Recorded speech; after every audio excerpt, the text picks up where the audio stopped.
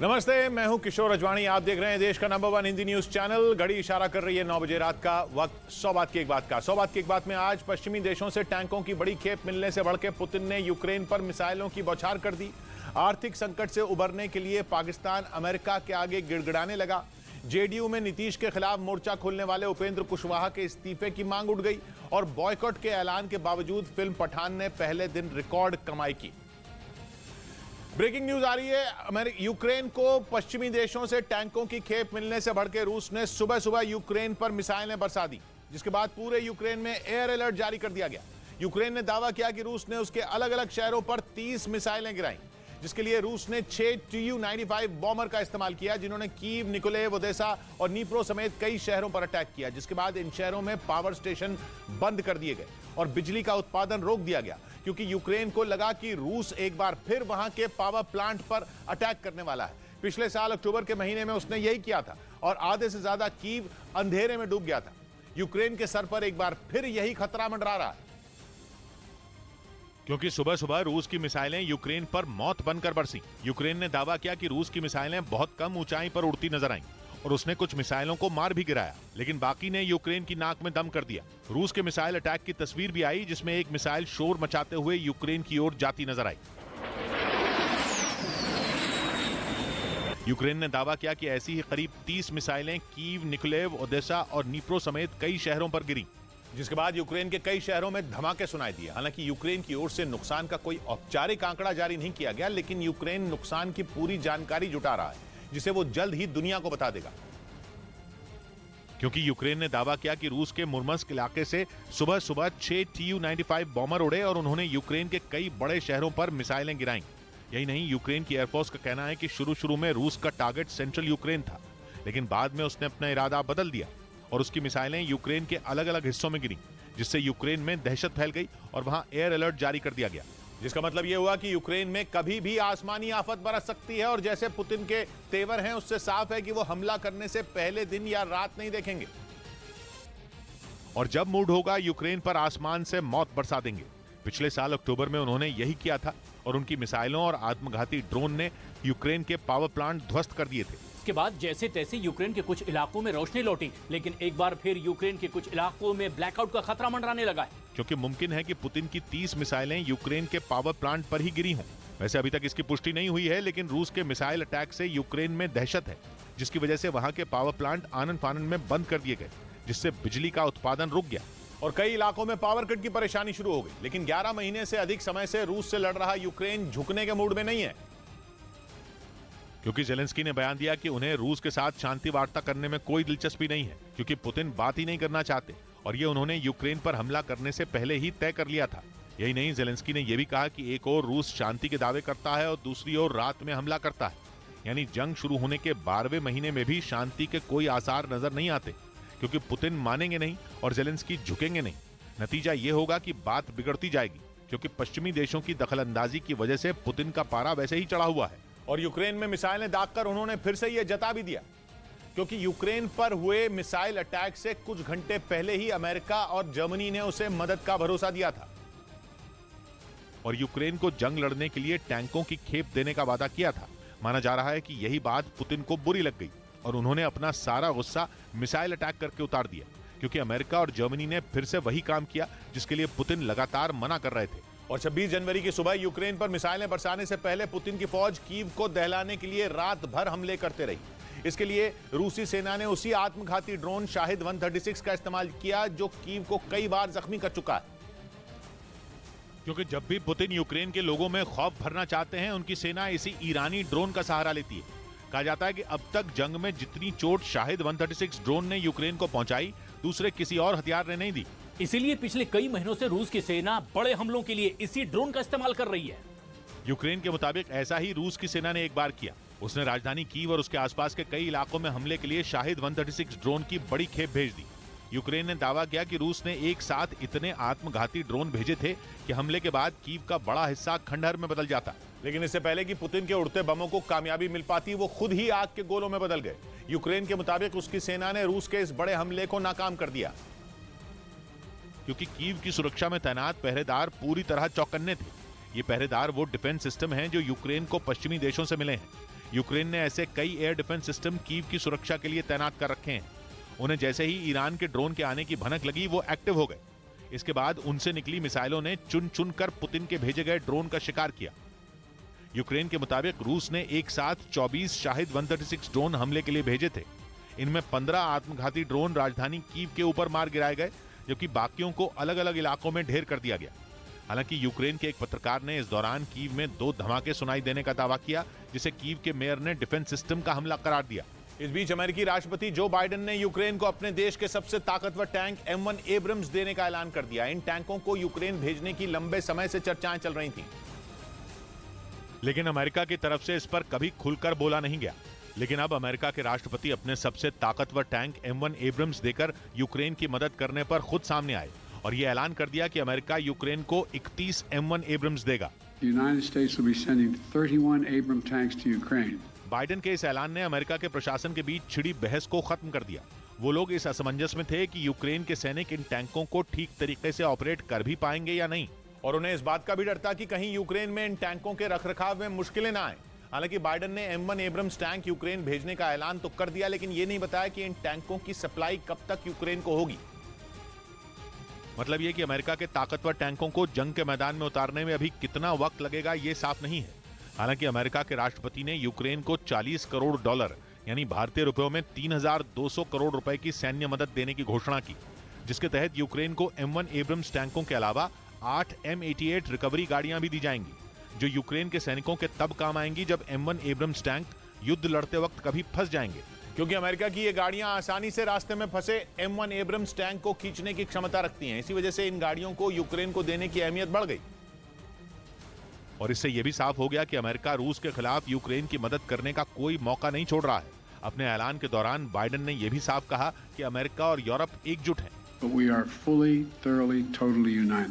America का Ukraine को M1 Abrams tank देने का फैसला जर्मनी के यूक्रेन को 14 लेपर्ड 2 टैंक देने का ऐलान करने के बाद सामने आया, जबकि जर्मनी की तरफ से बीते दिनों कहा गया था कि वो अपने लेपर्ड 2 टैंक यूक्रेन को तब तक नहीं देगा जब तक अमेरिका अपने M1 एब्रम्स टैंक यूक्रेन को देने पर फैसला नहीं करता। उधर टैंकों के बाद जेलेंस्की ने पश्चिमी देशों के सामने लंबी दूरी की मिसाइल और फाइटर जेट की मांग रख दी, जबकि अमेरिका और जर्मनी ने एक दिन पहले ही अपने सबसे ताकतवर टैंकों M1 एब्रम्स और लेपर्ड 2 को यूक्रेन को देने का ऐलान किया था। जिसके कुछ ही घंटों बाद जेलेंस्की ने पश्चिमी देशों से यूक्रेन को लंबी दूरी की मिसाइलें और फाइटर जेट देने की मांग की, ताकि उनके देश की सेना युद्ध में रूस को धूल चटाने के लिए पहले से मजबूत हो जाए। इसके लिए यूक्रेन के राष्ट्रपति ने नेटो के सेक्रेटरी जनरल से एक दिन पहले मुलाकात की और उनसे हथियारों की सप्लाई बढ़ाने की मांग की। साथ ही उन्होंने नेटो के सेक्रेटरी जनरल को बताया कि उन्हें आला अधिकारियों से यह पता चला है कि उनके रास्ते में अगला रोड़ा लड़ाकू विमान है, और यही वजह कि एक दिन पहले यूक्रेन के विदेश मंत्री ने पोलैंड के विदेश मंत्री से बातचीत के दौरान भी इस मुद्दे को उठाया। बताया जा रहा है कि पोलैंड के विदेश मंत्री से यूक्रेन की तरफ से जो सैन्य मदद मांगी गई उसमें फाइटर जेट भी शामिल रहे, क्योंकि यूक्रेन का मानना है कि बड़ी संख्या में अगर उसे लड़ाकू विमान मिल गए तो उसे जंग में बहुत फायदा होगा और वो हर पल रूस से मुकाबले के लिए तैयार रह सकेगा। इसलिए यूक्रेन ने नेटो देशों से उसे चौथी पीढ़ी के F-16 फाइटर जेट देने की मांग की। इससे पहले भी यूक्रेन की तरफ से लड़ाकू विमानों की मांग की गई थी, लेकिन तब उसे पश्चिमी देशों से मदद नहीं मिली थी। लेकिन बीते 2 हफ्तों में यूके, जर्मनी और अमेरिका ने एक एक कर अपने ताकतवर टैंकों को यूक्रेन भेजने का जो ऐलान किया, उससे यूक्रेन में उम्मीद की किरण जगी और जेलेंस्की ने नेटो सेक्रेटरी जनरल के सामने अपनी मांग रख दी। इस बीच पश्चिमी देशों के हथियार यूक्रेन को लगातार मिलने से रूस भड़क गया। रूस के ये तेवर दुनिया के सामने तब आए जब यूके, जर्मनी और अमेरिका ने यूक्रेन को अपने सबसे आधुनिक और दमदार टैंक देने की घोषणा की, जिसके बाद पश्चिमी देशों पर रूस का गुस्सा फूट पड़ा, क्योंकि यूके, जर्मनी और अमेरिका की तरफ से यह साफ कर दिया गया कि वो यूक्रेन की मदद करने से पीछे हटने वाले नहीं हैं। मतलब ये कि आने वाले दिनों में युद्ध के मैदान में पश्चिमी देशों के हथियार बड़ी तादाद में देखने को मिल सकते हैं, जिनसे रूस की सेना को निपटना होगा, क्योंकि अमेरिका यूक्रेन को अपने 31 M1 एब्रम्स टैंक देगा, जबकि 14 लेपर्ड 2 टैंकों को जर्मनी यूक्रेन भेजने वाला है। इसी तरह यूके की तरफ से भी 14 चैलेंजर 2 टैंक यूक्रेन भेजे जाएंगे, और ये सभी इन तीनों देशों के सबसे आधुनिक टैंक हैं, जिनके एक के बाद एक यूक्रेन को दिए जाने के ऐलान से रूस भड़क गया और उसने पश्चिमी देशों के इन टैंकों को उड़ाने की धमकी दे डाली और साफ कहा कि ये टैंक उसका कुछ नहीं बिगाड़ पाएंगे। रूस यही नहीं रुका, उसने पश्चिमी देशों को धमकी दे दी कि वो युद्ध में बाकी हथियारों की तरह इन टैंकों को भी आसानी से तबाह कर देगा। इस बीच अमेरिका में रूस के एक राजदूत ने चिंता जाहिर करते हुए कहा कि अमेरिका, यूके और जर्मनी के इस तरह के कदम दुनिया पर मंडरा रहे संकट को और ज्यादा बढ़ा रहे हैं। साथ ही उन्होंने दावा किया कि इस जंग की वजह अमेरिका है, जबकि पश्चिमी देशों के सैन्य विशेषज्ञों ने इसे रूस की खींच करार दिया। उनका कहना है कि यूक्रेन को मिल रही मदद से रूस की चिंता बढ़ गई और वो भड़क उठा। इधर अमेरिका में फेसबुक, इंस्टाग्राम और व्हाट्सएप की सेवा कई घंटों के लिए ठप हो गई, जिसकी वजह से इनका इस्तेमाल करने वाले लोग परेशान हो गए। हालांकि अमेरिका में फेसबुक, इंस्टाग्राम और व्हाट्सएप की सेवा क्यों ठप हुई इसका पता नहीं चल सका। इंटरनेट पर डेटा ट्रैकिंग करने वाली एजेंसी के मुताबिक एक दिन पहले अमेरिका में इंस्टाग्राम और फेसबुक का इस्तेमाल करने वाले 20,000 से ज्यादा लोगों ने लॉगिन के समय एरर आने की शिकायत की, जिसकी वजह से वो अपना अकाउंट खोल ही नहीं पा रहे थे। इस बीच चीन के अखबार साउथ चाइना मॉर्निंग पोस्ट ने यह दावा किया कि चीन और अमेरिका के लड़ाकू विमान दक्षिण चीन सागर के ऊपर टकराने से बाल बाल बच गए। इस घटना के बाद अमेरिका ने चीन के पायलट पर खतरनाक तरीके से लड़ाकू विमान उड़ाने का आरोप लगाया, जबकि चीन ने अमेरिका के आरोपों को नकारते हुए यह दावा कर दिया कि अमेरिकी लड़ाकू विमान उसकी समुद्री सीमा में घुस आया था। इसके साथ ही चीन ने अमेरिका पर जंग के लिए उकसाने वाली हरकत करने का भी आरोप लगा दिया। चीन की तरफ से एक वीडियो भी जारी किया गया जिसमें एक नेवल बेस से उसके 2 J-11 फाइटर जेट उड़ान भरते दिखे। चीन के मुताबिक उसने इन दोनों लड़ाकू विमानों को दक्षिण चीन सागर में मौजूद अमेरिका के जंगी जहाजों पर नजर रखने के लिए भेजा था, जो उसकी समुद्री सीमा में घुसने की ताक में थे। और इसी दौरान उनका सामना अमेरिका के फाइटर जेट से हो गया। चीन का आरोप है कि उसकी समुद्री सीमा के पास पिछले कई दिनों से अमेरिका की सेना मिलिट्री ड्रिल करने में जुटी है, जिसकी वो कई दिनों से निगरानी कर रहा है। और इसी कड़ी में उसने अमेरिका की हरकतों पर नजर बनाए रखने के लिए अपने 2 लड़ाकू विमान उड़ाए थे। चीन का यह भी आरोप है कि अमेरिका के फाइटर जेट ने उसकी सीमा में घुसने की कोशिश भी की थी, जिसके बाद उसके पायलटों ने उसे खदेड़ना शुरू कर दिया। लेकिन अमेरिका का कहना है कि उसका विमान चीन की सीमा में दाखिल ही नहीं हुआ था, बल्कि वो विवादित क्षेत्र में चीन की हरकत पर नजर रख रहा था। और इसी दौरान चीन के फाइटर जेट खतरनाक तरीके से उड़ते हुए उसके लड़ाकू विमान के सामने आ गए। दावा किया जा रहा है कि चीन और अमेरिका के लड़ाकू विमानों के बीच की दूरी इतनी कम थी कि दोनों विमानों के पायलट एक दूसरे को देख सकते थे। मतलब ये कि दोनों देशों के विमान हवा में एक दूसरे से टकराने ही वाले थे। लेकिन ये पहली बार नहीं है जब दक्षिण चीन सागर में अमेरिका और चीन के लड़ाकू विमान टकराने से बचे हैं। इससे पहले 21 दिसंबर को भी चीन और अमेरिका आसमान में एक दूसरे के सामने खड़े हो गए थे, और उस दौरान भी दोनों देशों के फाइटर जेट आसमान में टकराने से बच गए थे। ये घटना तब हुई थी जब अमेरिका का RC-135 लड़ाकू विमान साउथ चाइना सी के ऊपर उड़ान भर रहा था। तभी चीन का J-11 फाइटर जेट उसके बेहद नजदीक पहुंच गया। अमेरिकी रक्षा मंत्रालय पेंटागन के मुताबिक चीनी फाइटर जेट उसके विमान के इतना नजदीक आ गया था कि दोनों के बीच 20 फीट की दूरी रह गई थी। इस घटना के बाद अमेरिका ने चीन के पायलट पर खतरनाक तरीके से विमान उड़ाने का आरोप लगाया था, और उसने ये चेतावनी भी दी थी कि अगर समंदर में चीन ने अपनी उकसाने वाली हरकत बंद नहीं की तो अंजाम बुरा होगा। इधर कोरोना के खिलाफ जंग में भारत को एक और हथियार मिल गया। गणतंत्र दिवस पर भारत में बनी दुनिया की पहली नेजल वैक्सीन लॉन्च कर दी गई, जिसकी ड्रॉप बूस्टर डोज की तरह ली जा सकेगी। भारत बायोटेक की नेजल वैक्सीन इनकोवैक को केंद्रीय स्वास्थ्य मंत्री मनसुख मांडविया ने लॉन्च किया और इसे भारत और विश्व कल्याण के लिए अहम बताया। हमारा लक्ष्य है देश और विश्व स्वस्थ रहे। भारत बायोटेक की नेजल वैक्सीन के लिए सरकार को प्रति डोज 325 रुपए, जबकि निजी अस्पतालों को इसके लिए 800 रुपए देने होंगे। उधर पुतिन की सेना से यूक्रेन में एक बहुत बड़ी गलती हो गई, इतनी बड़ी गलती जिसके लिए पुतिन अपने सैनिकों को माफी देना तो दूर, उल्टा उन्हें सूली पर चढ़ा सकते हैं। हुआ यह कि खैरसॉन में कब्जे की लड़ाई के चक्कर में रूस की एक मिसाइल वहां बंदरगाह पर खड़े तुर्की के एक मालवाहक जहाज पर जाकर फट पड़ी, जिसकी वजह से जहाज ने आग पकड़ ली और वो लपटों में धधकता नजर आया। बताया गया कि तुर्की का ये जहाज पिछले साल फरवरी से ही खैरसॉन में फंसा हुआ था। तुर्की का मालवाहक जहाज गया है तो वो अपना नुकसान यूं ही तो नहीं जाने देगा, और तुर्की की रत्ती भर की नाराजगी उठाने का जोखिम रूस नहीं ले सकता।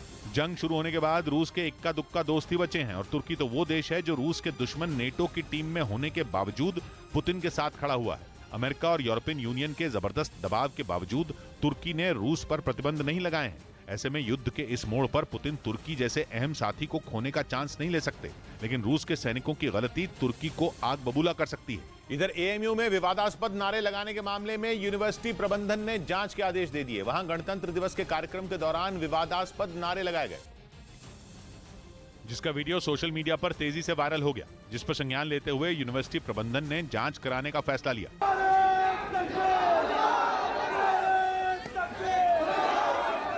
यूनिवर्सिटी प्रबंधन ने आश्वासन दिया कि इस मामले में दोषी पाए जाने वालों पर सख्त कार्रवाई की जाएगी। उसके खिलाफ जो भी आवश्यक कार्रवाई बनती है वो कानून के हिसाब से की जाएगी। बताया गया कि गणतंत्र दिवस का कार्यक्रम समाप्त होने के बाद एक छात्र ने विवादास्पद नारे लगाए, जिसके खिलाफ कई लोगों ने आपत्ति दर्ज कराई। इस बीच तेजी से कंगाली की तरफ बढ़ रहे पाकिस्तान की मुसीबतें कम होने का नाम नहीं ले रही हैं। बदहाल पाकिस्तान में कारों की कीमतें आसमान पर पहुंच गई हैं, जिसके बाद पहले से ही महंगाई से जूझ रहे वहां के लोग शहबाज शरीफ सरकार को पानी पी पी कर कोसने लगे। क्योंकि लग्जरी कारों को छोड़िए, अब तो छोटी कारें भी पाकिस्तान के लोगों की पहुंच से दूर होती जा रही हैं। जो कारें कभी पाकिस्तान के लोग आसानी से खरीदकर अपने घर ले जाते थे, वो उन्हें सिर्फ शोरूम में देखने के लिए मजबूर हो गए, क्योंकि पाकिस्तान में कारों की कीमतों में आग लग गई है। वहां कई कंपनियों ने अपनी कारों के दामों में भारी बढ़ोतरी कर दी। पाकिस्तान के मीडिया में छपी रिपोर्ट के मुताबिक पाक सुजुकी मोटर्स ने अपनी अलग अलग मॉडल की कारों की कीमतें 1,15,000 पाकिस्तानी रुपयों से लेकर 3,55,000 पाकिस्तानी रुपए तक बढ़ा दी। जिसके बाद पाकिस्तान में इस कंपनी की वो कारें भी आम आदमी के लिए सपना हो गई, जिन्हें पहले वो खरीदने की हिम्मत कर पाता था। क्योंकि पाकिस्तान की कमर तोड़ महंगाई से परेशान आम लोगों के लिए अब छोटी कारें भी लग्जरी कारों जैसी हो गई, जिन्हें खरीद पाना पहले ही उनके बूते से बाहर था। इसलिए वहां पाक सुजुकी मोटर्स की ऑल्टो और वैगन आर कारों को ज्यादा पसंद किया जाता था। लेकिन अब इस कंपनी ने इनके दामों में भी भारी बढ़ोतरी कर दी। पाकिस्तान में ऑल्टो कार का टॉप मॉडल करीब 25 लाख पाकिस्तानी रुपए का हो गया, जबकि वहां वैगन आर की कीमत तो 30 लाख पाकिस्तानी रुपए के भी पार हो चुकी है। इससे पहले पाकिस्तान में दूसरी कई कंपनियों ने भी अपनी कारों की कीमतों में भारी बढ़ोतरी कर दी थी, जिसके बाद पाकिस्तान के लोगों का गुस्सा शहबाज शरीफ की सरकार पर फूट पड़ा था। वहीं इमरान खान के अड़ियल रवैये की कीमत भी पाकिस्तान को भुगतनी पड़ रही है। कपड़ा उद्योग, जिस पर पाकिस्तान की करीब 10% आबादी निर्भर है, वो अपनी आखिरी सांसें गिन रहा है, जिसके लिए इस वक्त पूरी तरह इमरान खान की अकड़ को दोषी माना जा रहा है। जिनसे 2022 में वहां के उद्योगपतियों ने भारत से कॉटन इंपोर्ट करने की मांग की थी, लेकिन इमरान खान ने इजाजत नहीं दी। नतीजा यह हुआ कि अब पाकिस्तान के कपड़ा उद्योग का दम तोड़ना तय दिख रहा है। उद्योगपतियों के पास ना तो कॉटन है जिससे वो कपड़ा बना पाए, और ना ही केमिकल और डाई इंपोर्ट करने लायक पैसे। जबकि ये वो उद्योग है जो दशकों से पाकिस्तान की अर्थव्यवस्था की रीढ़ की हड्डी रहा है। पाकिस्तान में कॉटन यानी कपास की पैदावार होती है, लेकिन 2022 में पैदावार गिरकर करीब आधी रह गई। मुसीबत दिखाई तो तभी देने लगी थी, लेकिन इमरान खान की समझ में सीधा अर्थशास्त्र नहीं घुस पाया। और भारत के विरोध में अंधे होकर इमरान खान ने ऐसा फैसला लिया जिसने वहां के कपड़ा उद्योग को तबाह कर दिया। अब तो हालत यह है कि पाकिस्तान के 2.5 करोड़ लोगों की रोजी रोटी छिनने की नौबत है, जो कपड़ा उद्योग से जुड़े हैं। इमरान खान के आदेश के बाद पाकिस्तान ने भारत की बजाय अमेरिका से कपास खरीदने का फैसला किया था। पहली मुसीबत तो तब हुई जब अमेरिका से इंपोर्ट हुआ कॉटन देर से पाकिस्तान पहुंचा। ऊपर से ये कॉटन इसलिए बेकार हो गया क्योंकि अमेरिका को देने के लिए पाकिस्तान के पास डॉलर खत्म हो गए।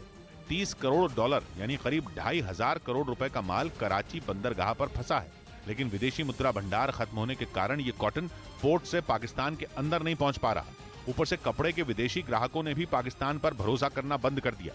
उन्हें लगता ही नहीं कि पाकिस्तान के उद्योगपति वक्त पर उनके ऑर्डर की सप्लाई कर पाएंगे। और बर्बाद हो रहे उद्योगों में केवल कपड़ा उद्योग नहीं बल्कि पूरी अर्थव्यवस्था बर्बाद दिखने लगी है।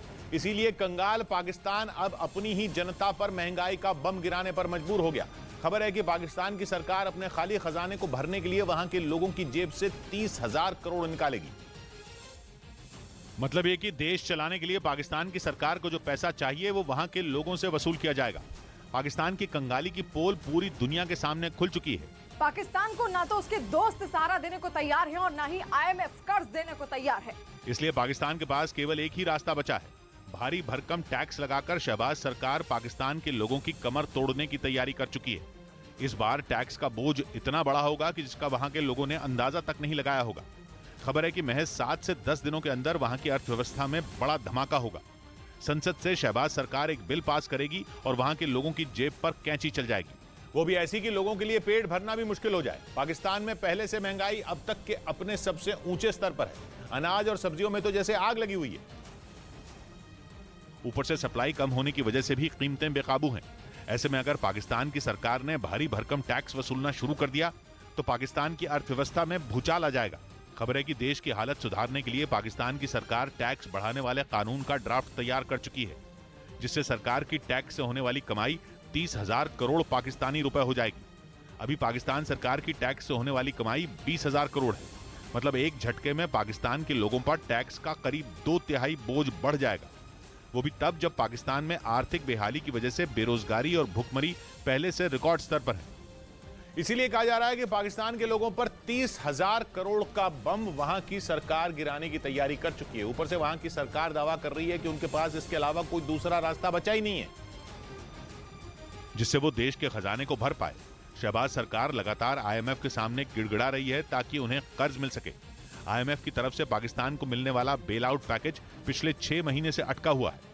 आईएमएफ ने पाकिस्तान को कर्ज देने के लिए ऐसी शर्तें लगाई हैं जिनका पालन करना पाकिस्तान के लिए लगभग नामुमकिन है। लेकिन मरता क्या ना करता, पाकिस्तान के पास दूसरा कोई रास्ता बचा ही नहीं है। इसलिए शहबाज शरीफ ने आईएमएफ की हर शर्त मानने का ऐलान कर दिया। आईएमएफ की शर्तें कहती हैं कि पाकिस्तान की सरकार अपने खर्चों पर लगाम लगाए और दूसरी बात यह कि वहां के लोगों पर टैक्स लगाकर कमाई का इंतजाम करे। कई अहम चीजों पर सब्सिडी खत्म करने का भी सुझाव दिया गया है। मतलब यह कि पाकिस्तान हमेशा के लिए उधार के सहारे देश चलाने का सपना नहीं देख सकता। आईएमएफ ने पाकिस्तान को कह दिया है कि उधार केवल एक सहारे के तौर पर मिल सकता है, लेकिन कमाई का विकल्प नहीं बन सकता। जबकि ये बात पाकिस्तान के गले नहीं उतर रही। कभी अमेरिका, कभी सऊदी अरब तो कभी चीन से खैरात लेकर देश चलाने वाला पाकिस्तान अब बिल्कुल बेसहारा है। चीन तो उसे कर्ज के जाल में फंसा ही चुका है। अमेरिका ने भी उस पर मेहरबानियां बंद कर दी। यहां तक कि मुस्लिम देशों के साथ हमेशा खड़ा रहने वाला सऊदी अरब भी पाकिस्तान को बीच मझधार में छोड़ चुका है। इसीलिए आईएमएफ के आगे झुकने के अलावा पाकिस्तान के सामने दूसरा कोई रास्ता नहीं है।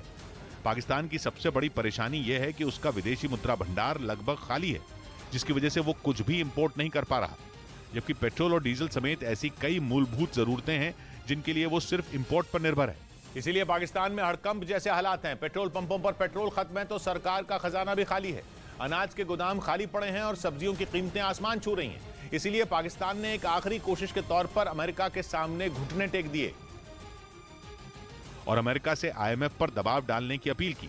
पाकिस्तान को लगता है कि आईएमएफ तो अमेरिका के इशारों पर पैसे फेंकने वाली संस्था है। इसलिए पाकिस्तान के विदेश मंत्री ने अमेरिका से मदद मांगी। अमेरिका के विदेश मंत्रालय के अधिकारियों की टीम इस वक्त पाकिस्तान के दौरे पर है। इसी टीम ने पाकिस्तान के विदेश मंत्री से मुलाकात की। खबर है कि इस मुलाकात के बाद पाकिस्तान की छटपटाहट साफ दिखाई दी। पाकिस्तान ने अमेरिका की हर शर्त के आगे झुकने की मंशा जता दी, जिसके बदले में वो आईएमएफ का बेल आउट पैकेज चाहता है। ऊपर से पाकिस्तान की सरकार की हालत ऐसी है कि दुनिया उस पर भरोसा करने को तैयार नहीं है। अमेरिका और आईएमएफ को भी इस बात पर भरोसा नहीं है कि शहबाज सरकार आईएमएफ की शर्तों के पूरा होने तक सत्ता में रहेगी या नहीं रहेगी। इधर जम्मू कश्मीर के डोडा में भारी बर्फबारी के बाद बंद हुए रास्तों को खोलने का काम तेज कर दिया गया और सड़कों पर जमा बर्फ को मशीनों की मदद से हटाया गया। हालांकि ये आसान नहीं था, क्योंकि बर्फ की मोटी चादर इस काम में रोड़ा बन गई। इसके बावजूद करीब 25 किलोमीटर तक रास्ता साफ किया गया। रोड्स हमारी बंद हुई थी, उसको खोलने की हिदायत भी दे दी है और रोड्स खोल भी गई है। इस बीच मौसम विभाग ने अगले 24 घंटे भारी बर्फबारी का अलर्ट जारी किया। इस बीच चीन की एक सैन्य मैगजीन ने दावा किया कि ताइवान से युद्ध हुआ तो चीन ड्रोन को अपना सबसे बड़ा हथियार बना सकता है। इस मैगजीन में यह भी बताया गया कि ताइवान से जंग छिड़ने के बाद चीनी सेना ड्रोन का किस तरह से इस्तेमाल कर सकती है। और यह भी दावा किया गया कि युद्ध के दौरान ड्रोन ही वो हथियार होगा जो ताइवान को घुटनों पर लाने के लिए चीन के लिए तुर्क का इक्का साबित हो सकता है। चीन की इस सैन्य मैगजीन के मुताबिक ड्रोन का इस्तेमाल ताइवान के नेताओं की हत्या और हथियारों को निशाना बनाने के लिए भी किया जा सकता है। दावा है कि चीन का मकसद ताइवान को सभी दिशाओं में चित्त करने का है, फिर चाहे वो जमीन हो या आसमान या फिर समंदर, अंतरिक्ष, बिजली और इंटरनेट। चीन हर तरह से ताइवान पर कब्जे की फिराक में है। और यही वजह है कि ताइवान से जंग होने के हालात में ड्रोन चीन के लिए अहम भूमिका निभा सकता है, क्योंकि चीन की उस सैन्य मैगजीन में ड्रोन के एयरक्राफ्ट और दूसरे हथियारों के मुकाबले कई फायदे गिनाए गए, जिनमें ड्रोन की एक बड़ी खूबी यह है कि वो 30 से 40 घंटे तक हवा में उड़ सकता है, जबकि जिन लड़ाकू विमानों को पायलट उड़ाते हैं वो सिर्फ 3 से 4 घंटे आसमान में उड़ान भर सकते हैं। यही नहीं, ड्रोन से ताइवान के छोटे जहाजों को भी आसानी से निशाने पर लिया जा सकता है। चीन और ताइवान एक दूसरे से 1949 में अलग हो गए थे, लेकिन चीन ताइवान पर अपना दावा ठोकता है और उसे अपना बताता है। लेकिन ताइवान चीन के इस दावे को नहीं मानता। बीते दिनों अमेरिकी संसद की पूर्व स्पीकर नैन्सी पेलोसी की ताइवान यात्रा के बाद से इन दोनों देशों के बीच तनाव ज्यादा बढ़ गया। इधर पटना के पास बिहटा इलाके में अवैध शराब की सूचना पर छापा मारने पहुंची पुलिस के साथ कुछ महिलाओं ने बदसलूकी की, जिसका वीडियो सोशल मीडिया पर वायरल हो गया, जिसमें कुछ महिलाएं पुलिस के एक जवान को घेरे नजर आईं जो अवैध शराब के खिलाफ छापा मारने गई टीम में शामिल था। महिलाओं ने उस पर घर से रुपए चुराने का आरोप लगाया और उसकी पैंट तक उतरवा दी। वहीं पुलिस ने जांच के बाद कार्रवाई का भरोसा दिया। उधर पश्चिमी मीडिया ने दावा किया कि यूक्रेन युद्ध के बीच रूस से लगातार मिल रही धमकी के बाद ब्रिटेन ने अपने परमाणु प्लांटों की सुरक्षा बढ़ा दी, क्योंकि आशंका जताई जा रही है कि ब्रिटेन के परमाणु प्लांटों को ड्रोन से निशाना बनाया जा सकता है। और खतरे को भांपते हुए ब्रिटेन ने अपने न्यूक्लियर प्लांटों की सुरक्षा में एंटी ड्रोन सिस्टम तैनात कर दिए, ताकि ड्रोन से होने वाले हमले को वक्त रहते नाकाम किया जा सके। इसकी नौबत इसलिए आई क्योंकि पश्चिमी मीडिया ने यह आशंका जताई कि ब्रिटेन के परमाणु प्लांटों पर किसी भी वक्त हमले हो सकते हैं। दावा किया जा रहा है कि पुतिन की सेना ड्रोन से हमले को अंजाम देगी, क्योंकि 11 महीनों से चल रही इस जंग में ब्रिटेन यूक्रेन के साथ खड़ा है और वो रूस को रोकने के लिए उसे एक से बढ़कर एक हथियार भी दे रहा है। इसी वजह से पुतिन ब्रिटेन पर भड़के हुए हैं और वो कई बार उस पर हमले की धमकी दे चुके हैं। जिसकी परवाह न करते हुए ब्रिटेन युद्ध में यूक्रेन को खतरनाक टैंक और दूसरे हथियारों की सप्लाई करने में जुटा है। इसी वजह से यह माना जा रहा है कि पुतिन ब्रिटेन को सबक सिखाने के लिए उस पर धावा बोल सकते हैं। और पश्चिमी मीडिया का दावा है कि रूस के निशाने पर ब्रिटेन के न्यूक्लियर प्लांट है। मतलब ये कि पुतिन ब्रिटेन को उस जगह चोट पहुंचाने की प्लानिंग में जुटे हैं जहां वार करने पर ब्रिटेन की कमर ही टूट जाएगी। यही नहीं, अटलांटिक महासागर में पुतिन की हाइपरसोनिक परमाणु मिसाइल ज़र्कॉन भी तैनात है। और रूस का दावा है कि ब्रिटेन और अमेरिका के कई शहर उसकी इस मिसाइल की रेंज में हैं। इसी वजह से ब्रिटेन के कान खड़े हो गए और उसने बिना देर किए अपने परमाणु प्लांटों की सुरक्षा सख्त कर दी। इसके अलावा ब्रिटेन ने प्रधानमंत्री दफ्तर और दूसरे बड़े संस्थानों की सुरक्षा में भी एंटी ड्रोन सिस्टम खड़े कर दिए। इधर बागेश्वर धाम वाले बाबा पर चित्रकूट के एक आदमी ने अंधविश्वास फैलाने और झूठे वादे करने का आरोप लगाया। उसका इल्जाम है कि उसकी पत्नी पिछले साल जुलाई में बागेश्वर धाम में गुम हो गई थी, जिसकी शिकायत करने पर धीरेन्द्र कृष्ण शास्त्री ने आधे घंटे में उनके मिल जाने का भरोसा दिया, लेकिन 7 महीने बाद तक उनकी कोई खबर नहीं लगी। कहा रो नहीं, उसका पता आ गया है, फोटो आ गई है, हम आधा घंटा बाद बता देंगे। चित्रकूट के रहने वाले दुर्गा प्रसाद रैकवार के मुताबिक वो अपनी पत्नी को भूत प्रेत की शिकायत की वजह से बागेश्वर धाम ले गए थे, जहां उनकी पत्नी अचानक गायब हो गई। हालांकि जब उसकी शिकायत उन्होंने धीरेन्द्र कृष्ण शास्त्री से करनी चाही तो सुरक्षा कर्मियों ने उन्हें रोक दिया, जिसके बाद उन्होंने इसकी शिकायत पुलिस से भी की, लेकिन वहां से भी उन्हें कोई मदद नहीं मिली। इस बीच सीरिया में आईएसआईएस के खिलाफ अमेरिका ने एक बार फिर बहुत बड़े ऑपरेशन को अंजाम दिया। सीरिया की सेना ने दावा किया कि इस ऑपरेशन में आईएसआईएस के 60 से ज्यादा आतंकी पकड़े गए, जिन्होंने वहां के शहर रक्का से करीब 20 किलोमीटर दूर एक इलाके को अपना गढ़ बना रखा था। सीरिया की सेना के मुताबिक अमेरिकी खुफिया एजेंसी से ही उन्हें इन आतंकियों के ठिकाने की खबर मिली, जिसके बाद अमेरिका की अगुवाई वाली गठबंधन सेना ने एक बड़ा ऑपरेशन शुरू किया। कई बख्तरबंद गाड़ियों में सवार होकर जवान उस इलाके में पहुंचे जहां आईएसआईएस के आतंकियों के होने की खबर मिली थी। इस ऑपरेशन के सामने आए एक वीडियो में दिखाई दिया कि गठबंधन सेना के पहुंचते ही पूरे इलाके में भगदड़ मच गई। ड्रोन से लिए गए वीडियो में कई आतंकी जान बचाने के लिए भागते दिखाई दिए, जिन्हें धर दबोचा गया। सीरिया ने दावा किया कि इस ऑपरेशन में आईएसआईएस के एक कमांडर समेत 60 से ज्यादा आतंकी पकड़े गए। इधर दिल्ली में आम आदमी पार्टी की मेयर उम्मीदवार शैली ओबरॉय वक्त पर चुनाव कराने की मांग को लेकर सुप्रीम कोर्ट पहुंच गई, जिस पर सुबह सुनवाई हो सकती है।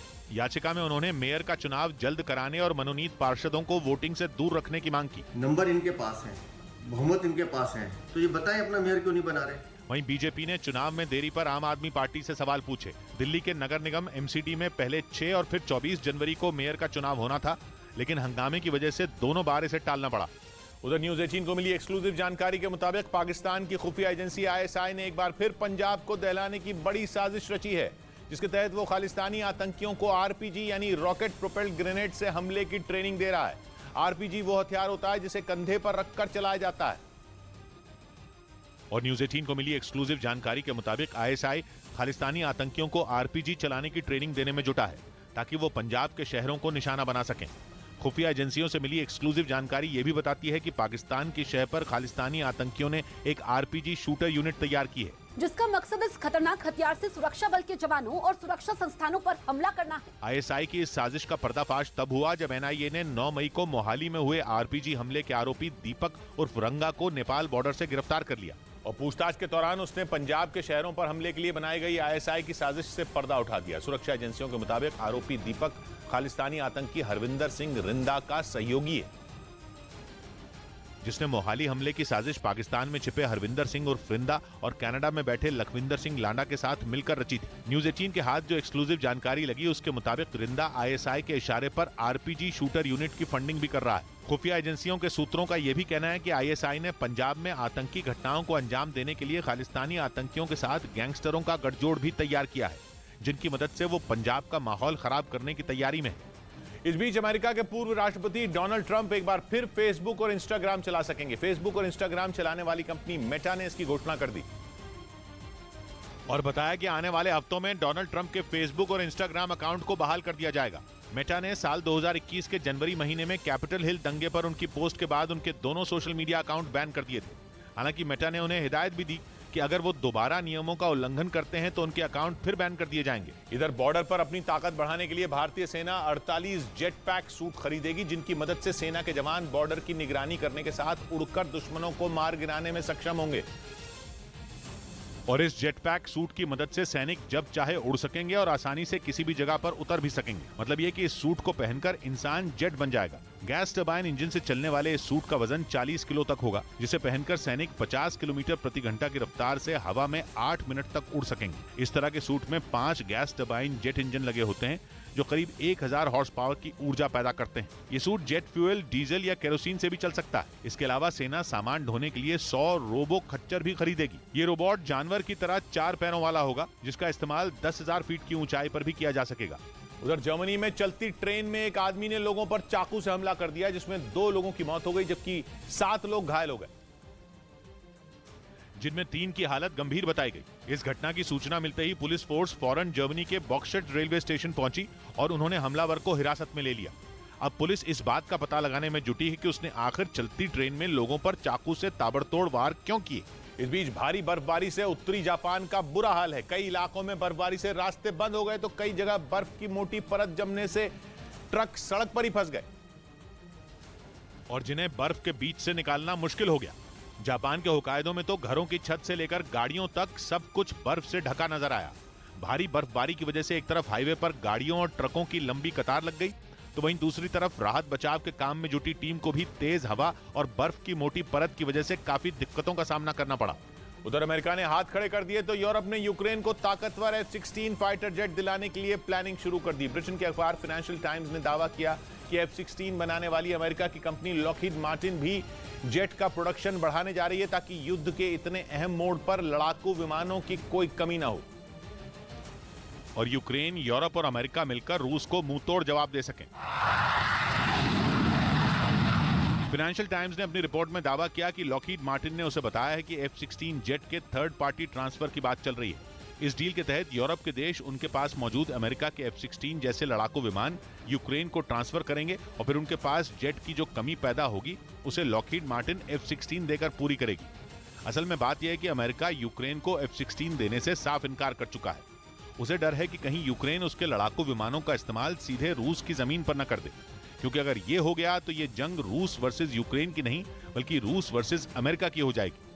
और अमेरिका ये नहीं होने देना चाहता, क्योंकि अगर अमेरिका के एक भी विमान से रूस की सीमा पर हमला हुआ तो रूस इसे सीधा अमेरिका का हमला मानेगा और अमेरिका यूक्रेन की मदद करने के चक्कर में रूस से लड़कर अपने हाथ नहीं जलाना चाहता। लेकिन अमेरिका ने भले ही अपने हाथ पीछे खींच लिए हों, यूरोप में अमेरिका के साथियों ने यूक्रेन को लंबे चौड़े रूट से F-16 दिलाने की कोशिश तेज कर दी है। पोलैंड और रोमानिया जैसे यूक्रेन के पड़ोसी और नेटो के देश F-16 ऑपरेट भी करते हैं। रक्षा विशेषज्ञ भी साफ कह रहे हैं कि यूक्रेन को सिर्फ टैंक, बख्तरबंद गाड़ियां और मल्टीपल लॉन्च रॉकेट सिस्टम जैसे भारी भरकम हथियार देकर ही काम नहीं बनने वाला। अगर यूक्रेन को जिताना है, उसे मजबूत करना है, तो उसकी वायुसेना को धार देनी होगी और यूक्रेन की एयरफोर्स में दम तगड़ा लड़ाकू विमान ही फूंक सकता है। रक्षा विशेषज्ञों का मानना है कि इसके लिए single engine multi role F-16 Ukraine के लिए सबसे बढ़िया ऑप्शन रहेगा।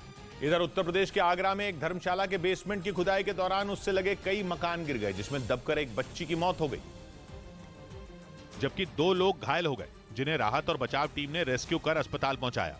हादसे के बाद वहां भीड़ इकट्ठा हो गई, जिनमें कुछ लोग पुलिस से बहस करते दिखाई दिए। जो भी इसमें दोषी है उनके खिलाफ सख्ती से कार्रवाई की जाएगी, उनको आइडेंटिफाई किया जा रहा है। मलबे में फंसे सभी लोगों को सुरक्षित निकाल लिया गया। इस बीच आशंका जताई जा रही है कि पश्चिम अफ्रीकी देश नाइजीरिया की वायुसेना की एक गलती ने नासारवा बनेऊ बॉर्डर पर कई लोगों की जान ले ली, क्योंकि 3 दिन पहले नाइजीरिया की वायुसेना ने आसमान से बमबारी की थी, लेकिन वो बम अपने टारगेट पर गिरने के बजाय गलत जगह जा गिरा, जिस वजह से नासारवा बेनियू बॉर्डर के पास बसे एक गांव में 100 से ज्यादा लोगों की जान खतरे में पड़ गई। बताया जा रहा है कि इस हादसे में 50 लोगों की मौत हो गई और घायलों का इलाज अस्पताल में जारी है। हालांकि अभी इसकी जांच चल रही है कि इन लोगों की मौत नाइजीरिया की वायुसेना की बमबारी के कारण हुई या इस बम विस्फोट के पीछे किसी और का हाथ है। हालांकि नाइजीरिया की मिलिट्री के प्रवक्ता ने बताया कि जिस वक्त बम विस्फोट हुआ तब उसी इलाके में हवाई हमले हो रहे थे। इससे पहले भी नाइजीरिया की वायुसेना की कई बार आतंकियों के खिलाफ ऑपरेशन के दौरान गड़बड़ी करने पर आलोचना हो चुकी है। इधर केंद्रीय वित्त मंत्री निर्मला सीतारमण ने बजट से पहले हलवा सेरेमनी में हिस्सा लिया और वित्त मंत्रालय के अधिकारियों के बीच खुद हलवा बांटा। और इस दौरान उनके साथ केंद्रीय वित्त राज्य मंत्री डॉक्टर भागवत कृष्ण राव और पंकज चौधरी भी मौजूद रहे। बजट दस्तावेज को अंतिम रूप देने से पहले मंत्रालय में हलवा बांटने की परंपरा रही है। कोरोना की वजह से वित्त मंत्रालय में 2 साल तक ये हलवा सेरेमनी नहीं मनाई गई थी। उधर उत्तर कोरिया में फैली एक रहस्यमयी बीमारी की वजह से राजधानी प्योंगयांग में लॉकडाउन लगा दिया गया। वहां कुछ लोगों ने सांस लेने में तकलीफ होने की शिकायत की और जब ये शिकायतें बढ़ती गईं तो किम जोंग उन की सरकार ने राजधानी में 5 दिन का सख्त लॉकडाउन लगाने का ऐलान कर दिया। दक्षिण कोरिया की एक न्यूज एजेंसी का आरोप है कि किम जोंग उन कोरोना जैसी ही किसी महामारी की बात दुनिया से छिपाना चाहते हैं। दावा तो ये भी है कि सरकार ने प्योंगयांग के लोगों के लिए एक आदेश जारी किया है जिसमें लोगों से दिन में कम से कम 4 बार अपना तापमान नापने और उसकी जानकारी नजदीकी अस्पतालों को देने को कहा गया है। हालांकि इस आदेश में कहीं भी कोरोना का जिक्र नहीं किया गया है, लेकिन इस नई बीमारी के सारे लक्षण कोरोना की तरह ही नजर आते हैं। यही वजह है कि किम जोंग उनकी सरकार ने लोगों से ज्यादा सतर्क रहने की अपील की। हालांकि दूसरी तरफ अचानक लगे लॉकडाउन से वहां हड़कंप मच गया, जिसके बाद लोग जरूरत की चीजें इकट्ठा करने में जुटे दिखाई दिए। इधर बिहार की गया पुलिस का एक तोते से पूछताछ का वीडियो सामने आया, जिसमें पुलिस ने शराब तस्कर के तोते से उसके मालिक का पता उगलवाने की कोशिश की, लेकिन तोता भी अपने मालिक का वफादार निकला और पुलिस को उसने कोई जानकारी नहीं दी। अमृत मलाह कहाँ गया?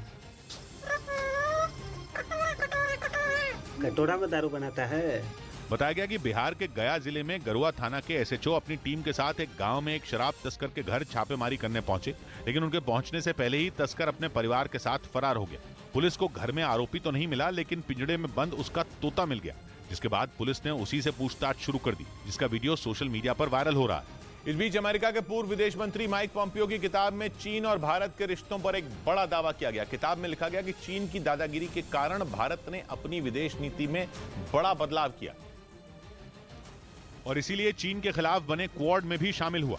आमतौर पर इस तरह के संगठनों से दूर रहने वाले भारत के रुख की माइक पॉम्पियो ने खूब तारीफ की। कुछ दिन पहले बाजार में आई पॉम्पियो की किताब never give an inch fighting for America I love में भारत के बारे में कई अहम जानकारियां लिखी गईं। पॉम्पियो के मुताबिक क्वाड में भारत का शामिल होना एक बड़ी घटना थी। इस संगठन में भारत के अलावा अमेरिका, जापान और ऑस्ट्रेलिया शामिल है। हिंद महासागर और पूर्वी चीन सागर में दादागिरी कर रहे चीन के खिलाफ ये संगठन बनाया गया था। लेकिन पॉम्पियो का दावा अगर सही है तो एलएसी पर चीन का अड़ियल रवैया देखने के बाद भारत ने इस संगठन में शामिल होने का फैसला किया था। इधर गणतंत्र दिवस पर पंजाब की पटियाला जेल में बंद कांग्रेस नेता नवजोत सिंह सिद्धू को रिहा नहीं किया गया। जेल प्रशासन ने 26 जनवरी पर अच्छे आचरण वाले कुछ कैदियों को रिहा करने की सिफारिश पंजाब सरकार को भेजी थी, जिसमें सिद्धू का भी नाम था, लेकिन उनकी रिहाई नहीं हुई, जिससे परिवार और उनके समर्थकों में नाराजगी दिखी। सिद्धू की पत्नी नवजोत कौर ने ट्वीट कर पंजाब सरकार पर निशाना साधा। 35 साल पुराने एक मामले में सिद्धू करीब 8 महीने से जेल में है।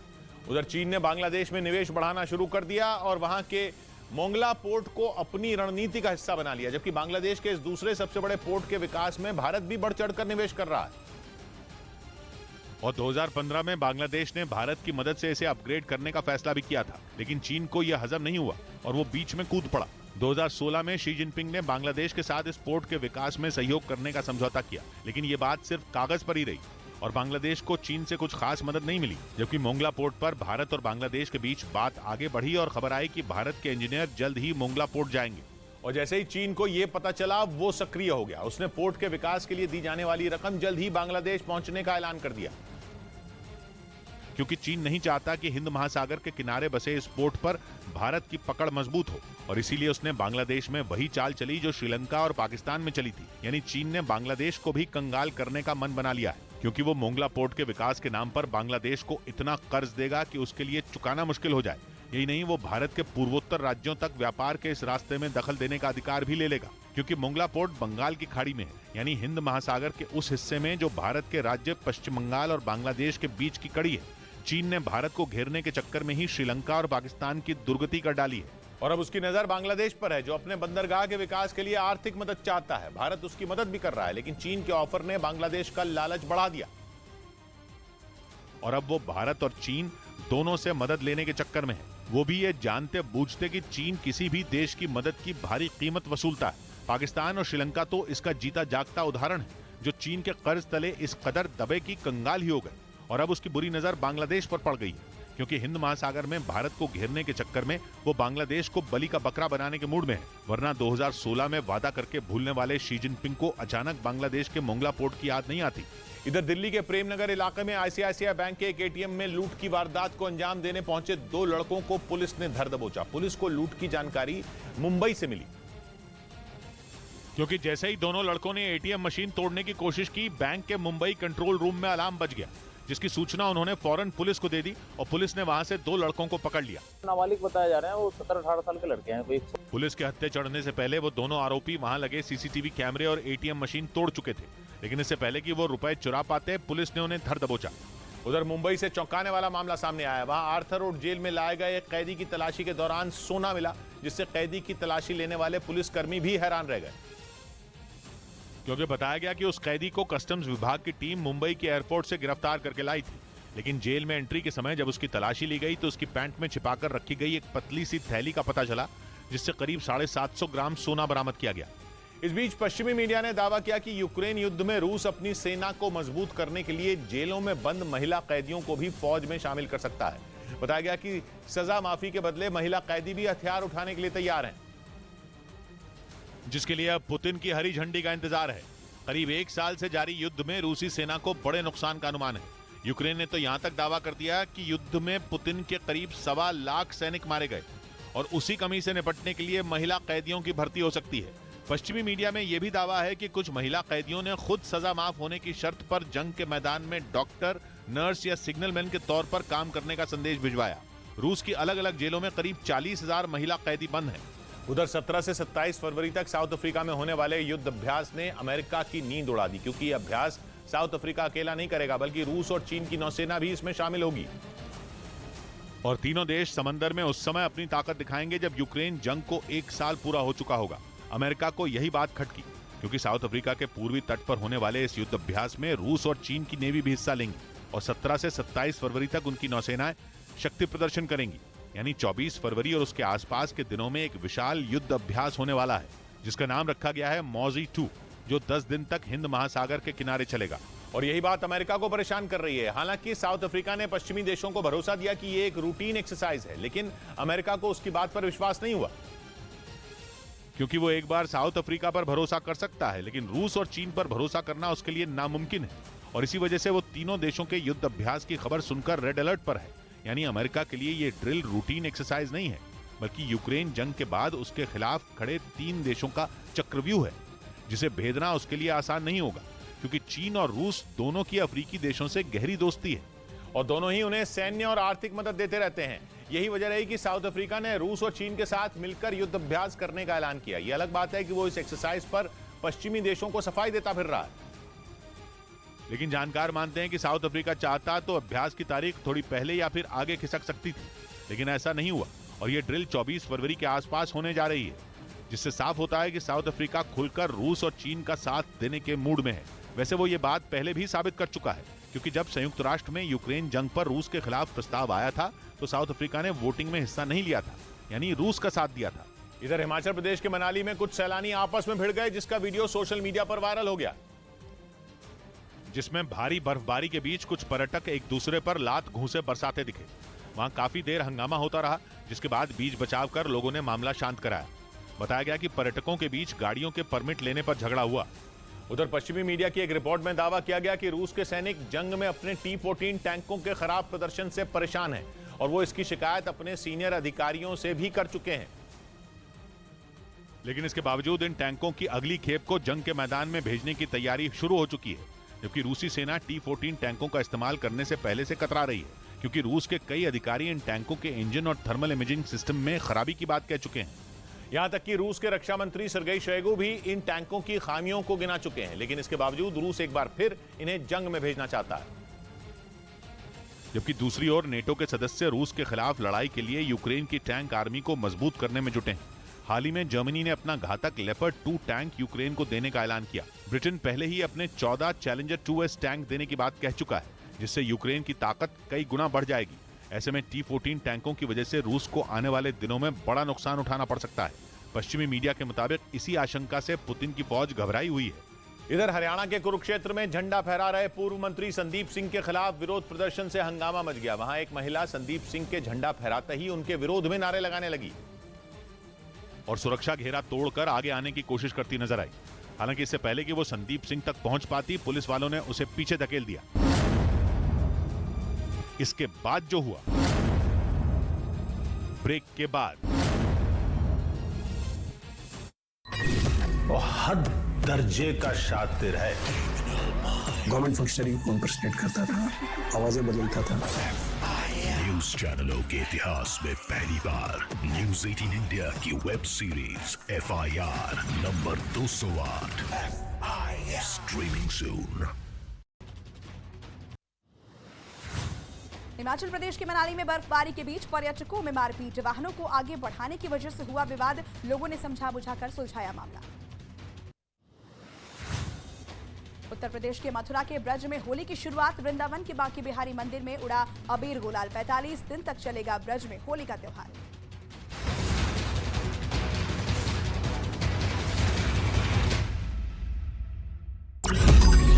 मैंने नहीं देखा इस तरह का चीट, इस तरह का क्रिमिनल माइंड पूरे जेल स्टाफ को ब्राइब कर देगा।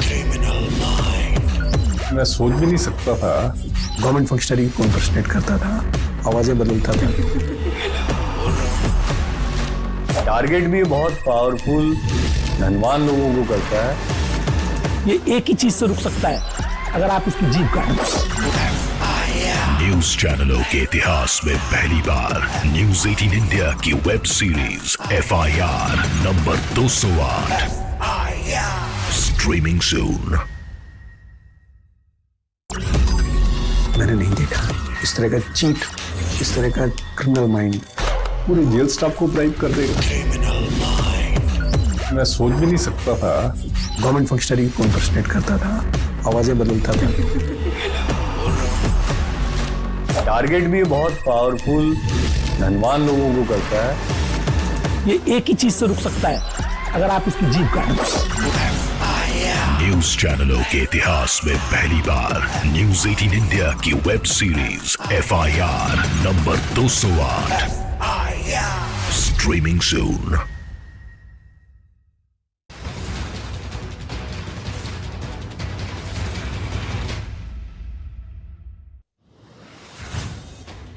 कर्तव्य पथ पर पहली बार बिखरी 74वें गणतंत्र दिवस की छठा राष्ट्रीय ध्वज फहराया गया। देश में पहली बार आदिवासी महिला राष्ट्रपति द्रौपदी मुर्मू ने परेड की ली सलामी। कर्तव्य पथ पर 21 तोपों की दी गई सलामी। मिस्र के राष्ट्रपति अब्देल फतेह अल सीसी मुख्य अतिथि के तौर पर शामिल हुए। परेड में पहली बार मिस्र की सेना ने किया मार्च। कर्तव्य पथ पर परेड में दिखी भारत की स्वदेशी सैन्य ताकत की झलक। युद्धक टैंक अर्जुन, नाग मिसाइल सिस्टम, ब्रह्मोस मिसाइल और आकाश ने सेना की ताकत दिखाई। गणतंत्र दिवस परेड में भारतीय वायुसेना की शक्ति को भी प्रदर्शित किया गया। प्रचंड और रफाल समेत वायुसेना के लड़ाकू विमान ने अपना दमखम दिखाया। 74वें गणतंत्र दिवस परेड में भारतीय वायुसेना के 45 विमान शामिल। भारतीय नौसेना का एक और भारतीय सेना के 4 हेलीकॉप्टर ने अपनी ताकत दिखाई। गणतंत्र दिवस के मौके पर कर्तव्य पथ पर सिग्नल्स डेयर डेविल्स टीम का हैरत अंगेज करतब। 33 डेयर डेविल्स ने 9 मोटरसाइकिलों पर मानव पिरामिड बनाया। गणतंत्र दिवस परेड में BSF के ऊंट दल ने राष्ट्रपति को दी सलामी। कर्तव्य पथ पर किया मार्च। कर्तव्य पथ पर गृह मंत्रालय की नशा मुक्त भारत की झांकी भी नजर आई। केंद्रीय सशस्त्र पुलिस बल की झांकी में नारी शक्ति को दर्शाया गया। DRDO की झांकी में रक्षा क्षेत्र में आत्मनिर्भर होते भारत की झलक देखने को मिली, तो NCC की परेड में नारी शक्ति की झलक दिखाई गई। गणतंत्र दिवस पर राज्यों की झांकियां निकाली गई। कर्तव्य पथ से निकली झांकी में राज्यों की सांस्कृतिक विरासत की झलक दिखाई दी। परेड में कई राज्यों की झांकियां प्रस्तुत की गई। आंध्र प्रदेश की झांकी में किसानों के त्योहार प्रभला तीर्थम को दर्शाया गया, तो गुजरात की झांकी की थीम स्वच्छ हरित ऊर्जा कुशल गुजरात विषय पर रही। उत्तर प्रदेश की झांकी में अयोध्या में मनाए जाने वाले 3 दिवसीय दीपोत्सव को दिखाया गया। कर्नाटक की झांकी के जरिए राज्य की 3 महिलाओं की उपलब्धियों को दर्शाया गया। उत्तराखंड की झांकी में कॉर्बेट नेशनल पार्क और अल्मोड़ा के जागेश्वर धाम को दर्शाया गया। झारखंड, अरुणाचल प्रदेश, जम्मू कश्मीर और केरल की झांकियों में सांस्कृतिक रंग दिखाए गए। गणतंत्र दिवस परेड में कर्तव्य पथ पर असम की झांकी, लद्दाख की झांकी के जरिए सांस्कृतिक विरासत को दिखाया गया। गणतंत्र दिवस पर प्रधानमंत्री ने शहीदों को किया नमन। रक्षा मंत्री के साथ नेशनल वॉर मेमोरियल में दी वीरों को श्रद्धांजलि। दिल्ली में लोकसभा अध्यक्ष ओम बिरला ने राष्ट्रीय ध्वज फहराया। ओम बिरला ने 74वें गणतंत्र दिवस पर देशवासियों को बधाई दी। दिल्ली में रक्षा मंत्री राजनाथ सिंह ने फहराया तिरंगा। 74वें गणतंत्र दिवस के मौके पर देश के लिए कुर्बानी देने वालों को नमन किया। दिल्ली में केंद्रीय मंत्री नितिन गडकरी ने राष्ट्रीय ध्वज फहराया। 74वें गणतंत्र दिवस के मौके पर दी बधाई। गुजरात के बोटाद में राज्यपाल आचार्य देवव्रत ने 74वें गणतंत्र दिवस समारोह में तिरंगा फहराया। मुख्यमंत्री भूपेंद्र पटेल भी कार्यक्रम में शामिल हुए। हरियाणा के यमुनानगर में गणतंत्र दिवस कार्यक्रम में मुख्यमंत्री मनोहर लाल खट्टर शामिल हुए। जगाधरी में राष्ट्रीय ध्वज फहराया। जबलपुर में मुख्यमंत्री शिवराज सिंह चौहान ने राष्ट्रीय ध्वज फहराया। इस मौके पर सीएम ने कहा कि प्रधानमंत्री मोदी के नेतृत्व में आत्मनिर्भर भारत का निर्माण करने के लिए आत्मनिर्भर मध्य प्रदेश का निर्माण करेंगे। उत्तराखंड के देहरादून में मुख्यमंत्री पुष्कर सिंह धामी ने फहराया तिरंगा। कहा, प्रधानमंत्री मोदी 5 संकल्पों पर चलते हुए राष्ट्र को बनाने का काम कर रहे हैं, उसमें हम भी योगदान देंगे। दिल्ली में बीजेपी मुख्यालय में तिरंगा फहराया गया। पार्टी के राष्ट्रीय उपाध्यक्ष रमन सिंह ने राष्ट्रीय ध्वज फहराया। भुवनेश्वर में ओडिशा के राज्यपाल गणेशी लाल ने गणतंत्र दिवस पर राष्ट्रीय ध्वज फहराया। समारोह में मुख्यमंत्री नवीन पटनायक भी शामिल हुए। जयपुर में राजस्थान के मुख्यमंत्री अशोक गहलोत ने गणतंत्र दिवस के मौके पर फहराया तिरंगा। लोगों को दी शुभकामनाएं।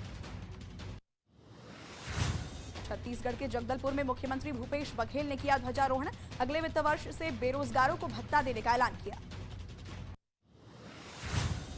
केरल के राज्यपाल आरिफ मोहम्मद खान ने फहराया राष्ट्रीय ध्वज। 74वें गणतंत्र दिवस के मौके पर केरल के तिरुवनंतपुरम में राज्यपाल ने फहराया तिरंगा। तमिलनाडु के राज्यपाल आर.एन. रवि ने चेन्नई में 74वें गणतंत्र दिवस समारोह में हिस्सा लिया। राज्यपाल आर.एन. रवि और मुख्यमंत्री एम.के. स्टालिन की मौजूदगी में तिरंगा फहराया गया। 74वें गणतंत्र दिवस के मौके पर पटना में बिहार की राज्यपाल फागू चौहान ने राष्ट्रीय ध्वज फहराया। बिहार के डिप्टी सीएम तेजस्वी यादव ने राबड़ी आवास पर फहराया तिरंगा। 74वें गणतंत्र दिवस पर तेजस्वी ने कहा कि देश में मैंने नहीं देखा इस तरह का चीट, इस तरह का क्रिमिनल माइंड पूरे जेल स्टाफ को ब्राइब कर देगा। मैं सोच भी नहीं सकता था। गवर्नमेंट फंक्शनरी को इम्पर्सनेट करता था, आवाजें बदलता था। टारगेट भी बहुत पावरफुल धनवान लोगों को करता है। ये एक ही चीज से रुक सकता है, अगर आप इसकी जीभ काट दो। न्यूज चैनलों के इतिहास में पहली बार न्यूज 18 इंडिया की web series FIR number 208 streaming soon. Iran के एक अहम बंदरगाह पर पाकिस्तान की पनडुब्बी देखे जाने के बाद भारत हरकत में आ गया। अभी तक ईरान और पाकिस्तान के रिश्तों में कड़वाहट भरी थी, लेकिन यूक्रेन की जंग से बदले माहौल में दोनों देशों की करीबी बढ़ती जा रही है। इस करीबी का सबूत पेश करती एक सैटेलाइट तस्वीर भी सामने आई, जिसमें पाकिस्तान की नौसेना की पनडुब्बी कुछ घंटे नहीं बल्कि कई दिनों तक ईरान के बंदर अब्बास बंदरगाह पर खड़ी देखी गई। ईरान का बंदर अब्बास बंदरगाह स्ट्रेट ऑफ हॉर्मूज पर है और स्ट्रेट ऑफ हॉर्मूज अंतर्राष्ट्रीय व्यापार का बेहद अहम रूट है। दुनिया में कच्चे तेल की रोजाना जो सप्लाई होती है उसका लगभग 5वां हिस्सा स्ट्रेट ऑफ हॉर्मूज से होकर गुजरता है। बंदर अब्बास की इसी अहमियत की वजह से भारत ने वहां रूस से international north south transport corridor नाम का एक नया व्यापारिक रूट शुरू किया है। ऐसे में बंदर अब्बास पर पाकिस्तान की सेना की मौजूदगी खतरे पैदा कर सकती है। इधर हरियाणा के कुरुक्षेत्र में झंडा फहरा रहे पूर्व मंत्री संदीप सिंह के खिलाफ विरोध प्रदर्शन से हंगामा मच गया। वहां एक महिला संदीप सिंह के झंडा फहराते ही उनके विरोध में नारे लगाने लगी और सुरक्षा घेरा तोड़कर आगे आने की कोशिश करती नजर आई। हालांकि इससे पहले कि वो संदीप सिंह तक पहुंच पाती, पुलिस वालों ने उसे पीछे धकेल दिया, जिसमें वो जमीन पर गिर पड़ी। जानकारी के मुताबिक हंगामा करने वाली महिला का नाम सोनिया दुहन है और वो एनसीपी के छात्र संगठन की अध्यक्ष है। हर जगह पे इसका विरोध करूंगी। सोनिया ने आरोप लगाया कि संदीप सिंह पर एक महिला खिलाड़ी से छेड़छाड़ का इल्जाम है और ऐसी स्थिति में उन्हें राष्ट्र ध्वज फहराने की इजाजत नहीं मिलनी चाहिए। इस पर पुलिस उन्हें बुरी तरह घसीटती हुई कार की तरफ ले गई और हंगामा करने के आरोप में उन्हें गिरफ्तार कर लिया। हालांकि कुछ देर बाद भारी विरोध की वजह से पुलिस को उन्हें छोड़ना पड़ा। उधर न्यूजीलैंड के खिलाफ 3 मैचों की T20 सीरीज से पहले भारतीय क्रिकेट टीम के लिए एक बुरी खबर सामने आई। बल्लेबाज ऋतुराज गायकवाड़ चोट की वजह से सीरीज से बाहर हो गए, जिसे टीम इंडिया के लिए बड़ा झटका माना जा रहा है। बताया गया कि रणजी ट्रॉफी टूर्नामेंट में खेलते हुए ऋतुराज गायकवाड़ की कलाई में चोट लगी, जिसके बाद उन्हें इलाज के लिए बेंगलुरु की नेशनल क्रिकेट एकेडमी में भेज दिया गया। उधर नीतीश कुमार और उपेंद्र कुशवाहा के बीच झगड़ा बढ़ गया। उपेंद्र कुशवाहा के नीतीश को कमजोर कहने के बाद तो बात हद से ज्यादा बढ़ गई, क्योंकि नीतीश भड़क गए। उन्होंने साफ कर दिया कि उपेंद्र कुशवाहा के पार्टी में रहने या नहीं रहने से उन्हें फर्क नहीं पड़ता, जिसके बाद कुशवाहा ने ट्वीट किया और लिखा कि वो अपना हिस्सा छोड़कर नहीं जाएंगे। फिर क्या था, जेडीयू का झगड़ा जग जाहिर हो गया और पार्टी नेता अशोक चौधरी ने उपेंद्र कुशवाहा को किराएदार कह दिया। जब तक मन होता है मकान में भाड़ा देके रहता है, नहीं मन होता तो दूसरा मकान में चल जाता है। यही नहीं, पार्टी में उनके इस्तीफे की मांग भी उठने लगी। हम लोग क्या कार्रवाई करेंगे? शर्मा नहीं चाहिए, त्यागपत्र दे देना चाहिए उस आदमी को। यानी बीजेपी से अलग होने के बाद नीतीश ने पार्टी को मजबूत करने के लिए जो दांव खेला वो फेल होता दिख रहा है, क्योंकि उपेंद्र कुशवाहा नीतीश को कमजोर कह रहे हैं और पार्टी में अपना हिस्सा मांग रहे हैं। और अगर वो पार्टी से अलग हो गए तो जेडीयू के वोट बैंक पर असर पड़ सकता है, जिससे बीजेपी की चुनावी राह अपने आप आसान हो सकती है, क्योंकि जेडीयू का वोट बटेगा और मुमकिन है कि कुछ वोटर बीजेपी की ओर शिफ्ट हो जाएं। इस बीच फिल्म पठान के विरोध के दौरान आपत्तिजनक नारेबाजी के मामले में पुलिस ने मध्य प्रदेश के इंदौर में 4 लोगों को गिरफ्तार कर लिया। आरोप है कि बजरंग दल से जुड़े इन लोगों ने एक दिन पहले शहर के एक सिनेमाघर के बाहर जुटकर पठान फिल्म का विरोध तो किया है, साथ ही उन्होंने आपत्तिजनक नारेबाजी भी की थी, जिसके बाद मुस्लिम समुदाय के लोग बड़ी संख्या में शहर के एक पुलिस स्टेशन के बाहर जुट गए और आपत्तिजनक नारेबाजी करने वाले लोगों के खिलाफ कार्रवाई की मांग की। इस मामले में पुलिस ने केस दर्ज कर लिया और आरोपियों की पहचान कर 4 लोगों को गिरफ्तार कर लिया। इसी तरह उत्तर प्रदेश के बरेली से भी एक वीडियो सामने आया, जिसमें एक मॉल में पठान देखने पहुंचे फिल्म के कुछ समर्थक और विरोधी आपस में भिड़ गए, जिन्हें हंगामा खड़ा होने के बाद वहां से बाहर निकाल दिया गया। उधर शाहरुख खान की फिल्म पठान ने पहले दिन रिकॉर्ड कमाई की और इस मामले में कई फिल्मों को पीछे छोड़ दिया। और ओपनिंग डे यानी पहले ही दिन फिल्म पठान ने 55 करोड़ की कमाई कर ली। इस तरह उसने कमाई के मामले में यश की KGF 2, ऋतिक रोशन की वॉर और आमिर खान की फिल्म ठग्स ऑफ हिंदुस्तान को पीछे छोड़ दिया।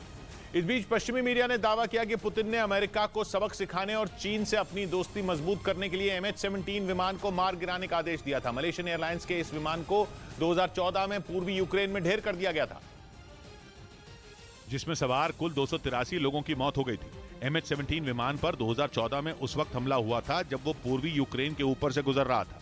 दावा किया गया कि तब रूस के समर्थक विद्रोहियों ने ही उस विमान पर हमला किया था और इसके लिए उन्होंने रूस में बनी मिसाइल का इस्तेमाल किया था। पश्चिमी मीडिया के मुताबिक उस हमले के लिए पुतिन ने ही यूक्रेन के विद्रोहियों को आदेश दिया था, क्योंकि वो अमेरिका को एक कड़ा सबक सिखाना चाहते थे। साथ ही पुतिन चीन के साथ अपनी दोस्ती को भी मजबूत करने में जुटे थे।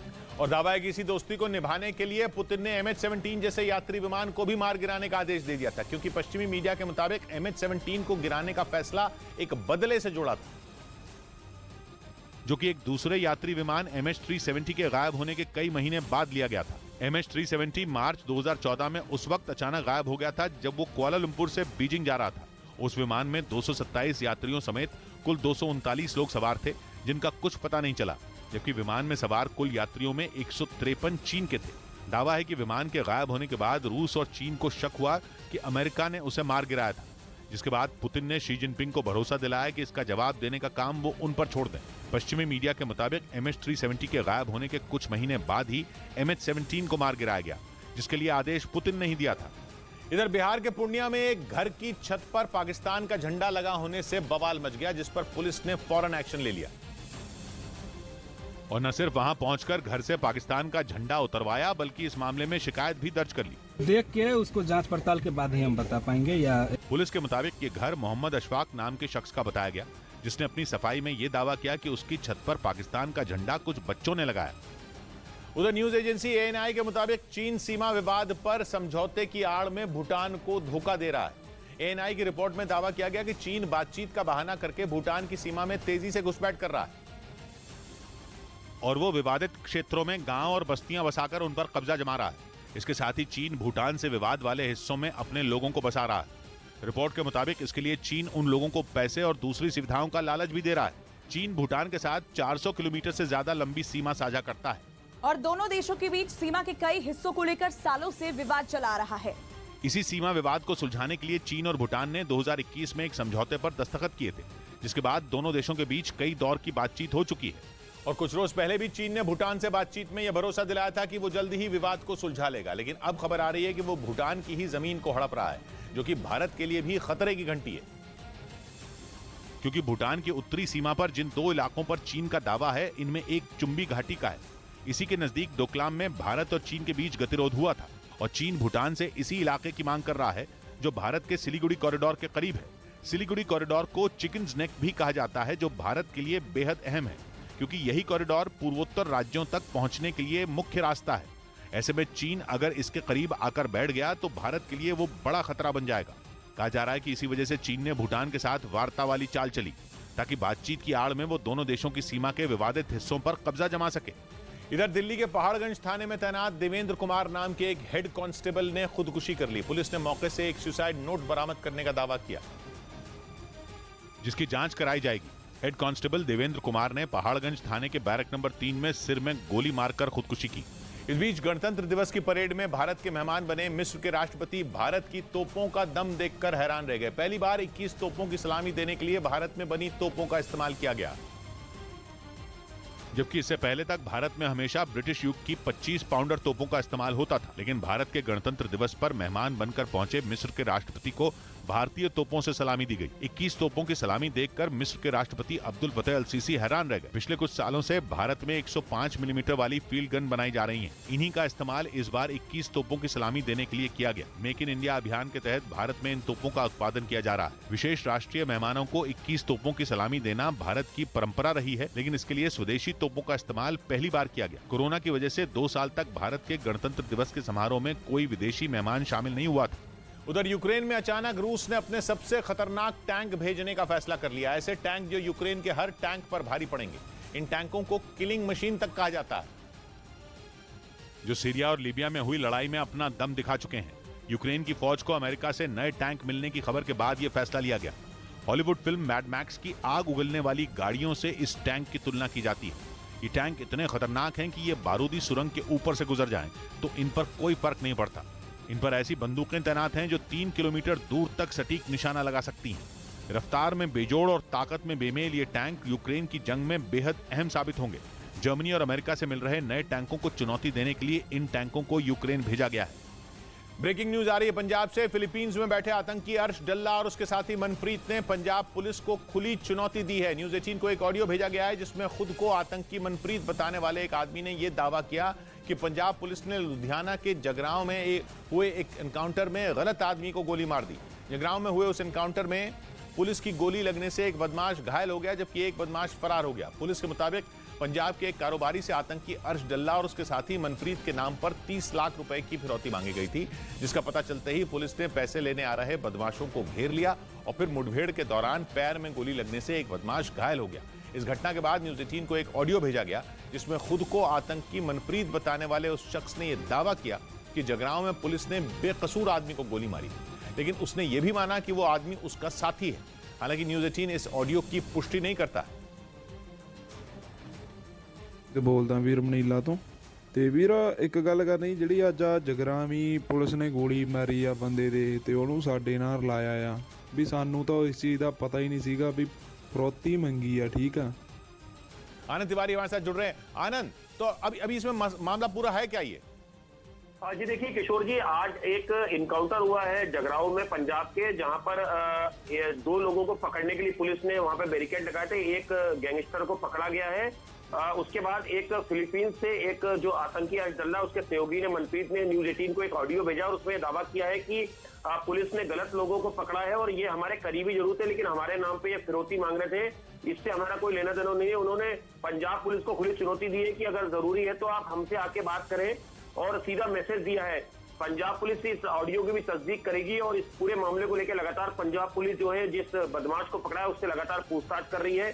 बता दें कि अभी हाल में ही गृह मंत्रालय ने जो आतंकी घोषित किया था।